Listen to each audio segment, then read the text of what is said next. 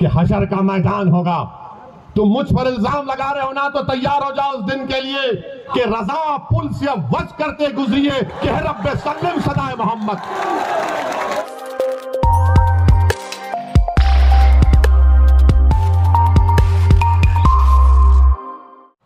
हम सब मिटने के लिए आए, जमीन की ग़िज़ा बनने के लिए आए। कोई यहां पर ज्यादा जिंदा नहीं रहेगा। ये तो अल्लाह को मालूम कि कौन कितनी हयात लेकर आया, मगर हर एक को मौत का मजा चखना है।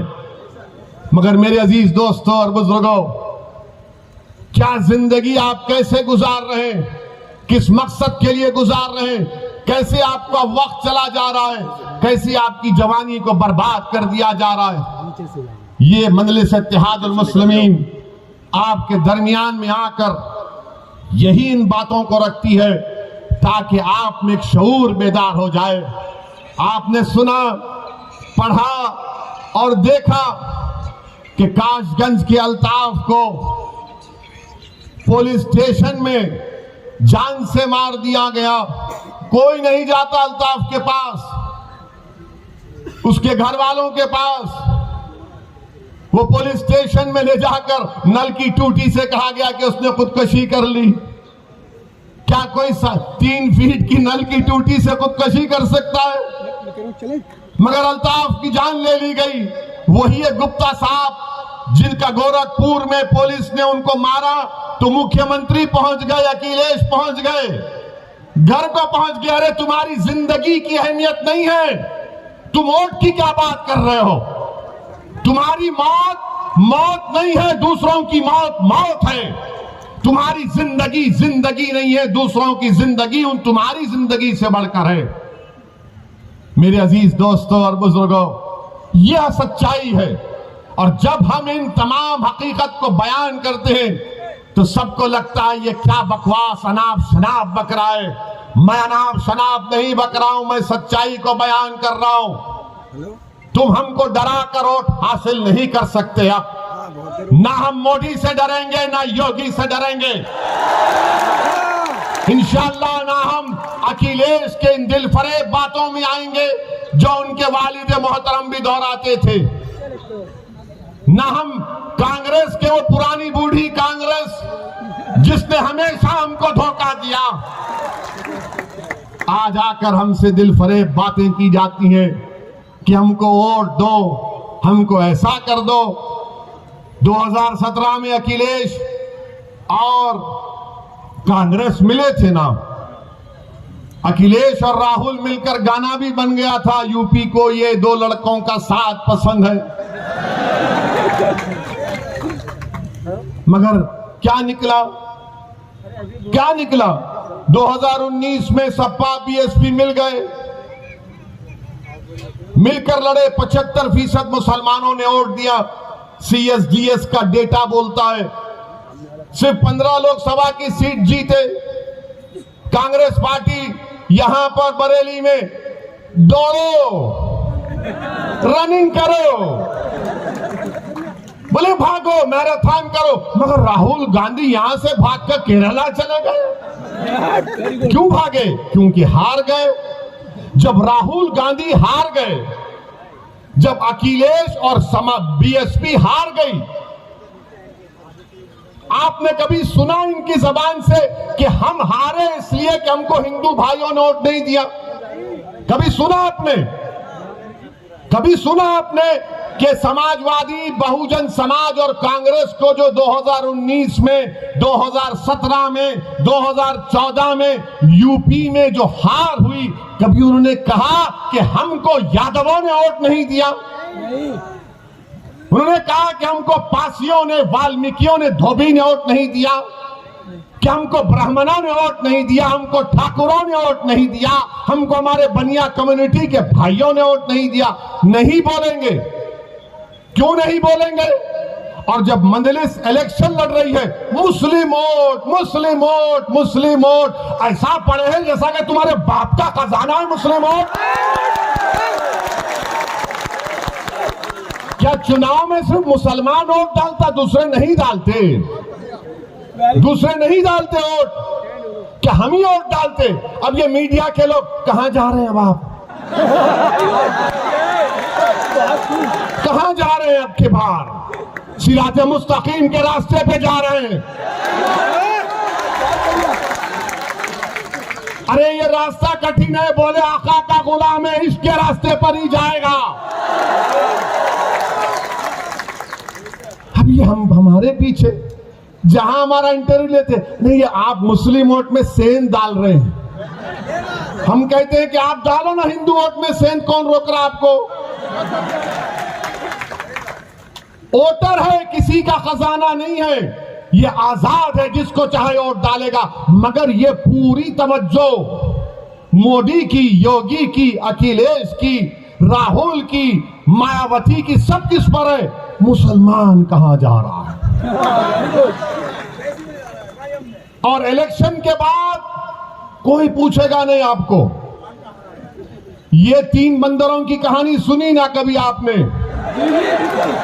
3 बंदर हैं, एक आंख बंद कर लेता, मुझे कोई मुसलमानों की बर्बादी नहीं देखना है।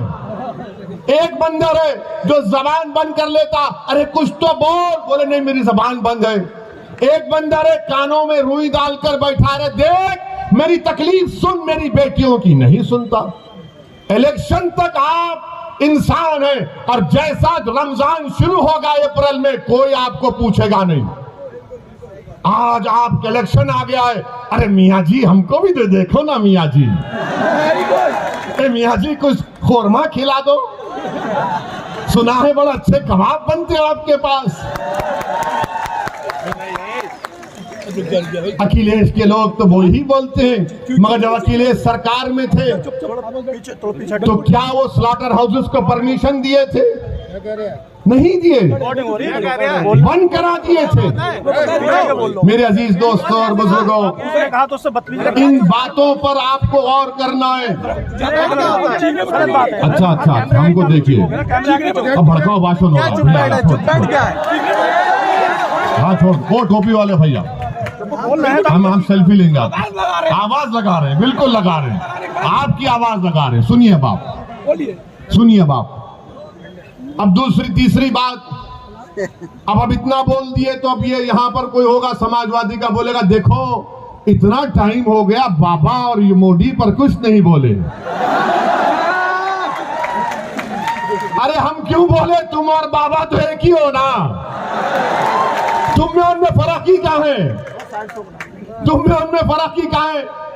अरे समाजवादी पार्टी के जिम्मेदारों, क्या मुलायम सिंह यादव साहब ने 2019 के लोकसभा के चुनाव से पहले, मैं पार्लियामेंट में बैठा हुआ था, मुलायम सिंह यादव साहब खड़े होकर अचानक कहे मोदी जी मैं आपको आशीर्वाद देता हूं, आप दोबारा प्रधानमंत्री बन जाइए।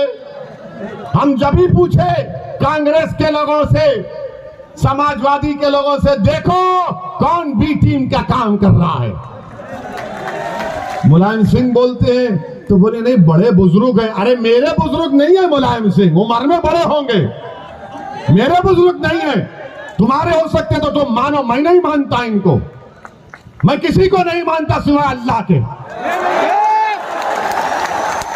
मेरे अजीज दोस्तों और बुजुर्गों, मुलायम सिंह बोल दिए, कोई कुछ नहीं बोलेगा।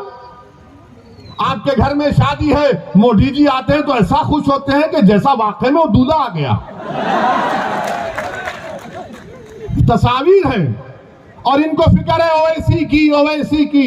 अरे मुझ पर इल्जाम लगाने वालों, याद रखो मैं कोई नेक आदमी नहीं हूं, मैं खुला कह रहा हूं, मैं गुनाहगार हूं, मैं कताकार हूं, मैं सियाकार हूं, और मुझ में क्या क्या कमजोरियां हैं वो मेरा रब जानता है। मगर असदुद्दीन ओवैसी को जब मैं 3 अहादीस बार बार पढ़ता हूं अल्लाह के रसूल सल्लल्लाहु अलैहि वसल्लम की, तो मुझे एक उम्मीद नजर आती है। पहली हदीस कि जब रसूल अल्लाह सल्लल्लाहु अलैहि वसल्लम ने फरमाया कि एक महिला थी, गुनाहगार थी, मगर जब उसने रास्ते में एक कुत्ते को देखा जो प्यासा था, वो गुनाहों में लुत्फुत थी, मगर उसने उस कुत्ते को अपने कपड़े पल्लो डालकर अपनी जूती से पानी निकालकर उस कुत्ते की प्यास बुझाई, तो आका सल्लल्लाहु अलैहि वसल्लम ने फरमाया कि वो जन्नत में जाएगी। दूसरी हदीस हजरत अनस रजी अल्लाह तआला अन्हु रिवायत करते हैं कि एक सहाबी ने आकर पूछा, या रसूल अल्लाह सल्लल्लाहु अलैहि वसल्लम, क़यामत कब आएगी? रहमतुल्लाह अलमीन कमली वाले ने पूछा, तूने उसके लिए क्या तैयारी की? तो कहा, ज्यादा आमाल नहीं है, हसनात नहीं है, ज्यादा ज़कात सदकात नहीं है, मगर मैं आपसे बेइंतहा मोहब्बत करता हूं। तो आका ने फरमाया कि तू मेरे साथ होगा। असदुद्दीन अवैसी के पास कुछ नहीं है, मगर एक दावा तो कर सकता हूं कि मैं रसूलुल्लाह सल्लल्लाहु अलैहि वसल्लम को बेपनाह चाहने वाला हूं।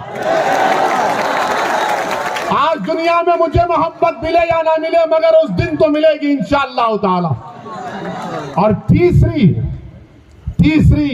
हदीस जो मुझे याद आती है कि अल्लाह के रसूल सल्लल्लाहु अलैहि वसल्लम ने फरमाया कि हशर का मैदान होगा, तुम मुझ पर इल्जाम लगा रहे हो ना, तो तैयार हो जाओ उस दिन के लिए। मेरा ईमान है, मेरा फेथ है, आप ना मानते ना मानो।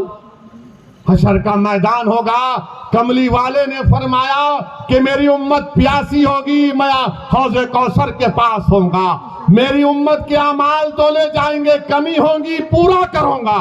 पूरे सिरात पर जिब्रील अमी अपने पर बिछाए बैठे होंगे और मैं अल्लाह से दुआ करूंगा, जैसा कि यहाँ के काशिक़ रसूल ने कहा कि रजा पुल से वज करते गुजरिए कि है रब्बे सल्लम सदाए मोहम्मद।